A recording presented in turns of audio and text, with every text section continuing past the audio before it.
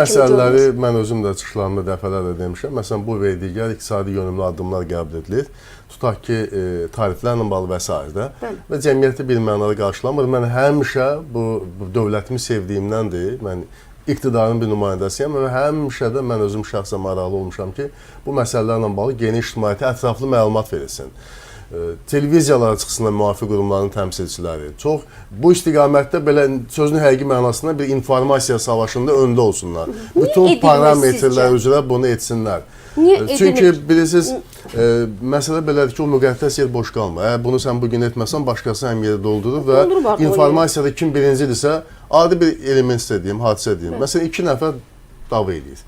Biri günahkardır, biri günahsızdır, günahı olmayandır. Bax, günahkar gedib birinci polisə deyəndə olur iddiaçı, qarşı tərəfi cavabdeh kimi çağırır. Cavabdeh gələ 2 saat izah edəsin ki, əslində belə olub. Deməli, vaxtında irəli düşmə, informasiyanı birinci çatdırmaq indiki dünyamızda xüsusi önəm kəsb edir və görünür ki, hələ də müvafiq qurumlarımızda bu informasiyanın nə qədər aktual olduğunu hələ də dərk eləməyənlər var.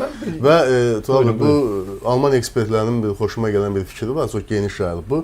Deyir, vacib informasiya malik olmaq sizin qaldığınız məsələ ilə bağlıdır. Vacib informasiya malik olmaq hakimiyyətə malik olmaq deməkdir. Vacib informasiyanı, qeyri-vacib informasiyanı ayırmağı bacarmaq, bu 2 qat hakimiyyətə malik olmaq deməkdir.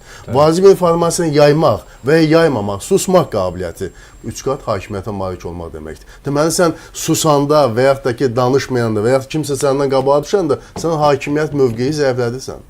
Deməli, o hakimiyyət bu baxımdan, hakimiyyət mövqeləri ələ keçsin. Ona görə də mən o mövqeyin tərəfdarıyam ki, belə məsələlər, həssas məsələlərdə çevik olmalı, ictimaiyyəti məlumatlandırmaq və s. lazımdır. Çünki əks halda bu dövləti sevməyənlər bundan maksimum faydalanır.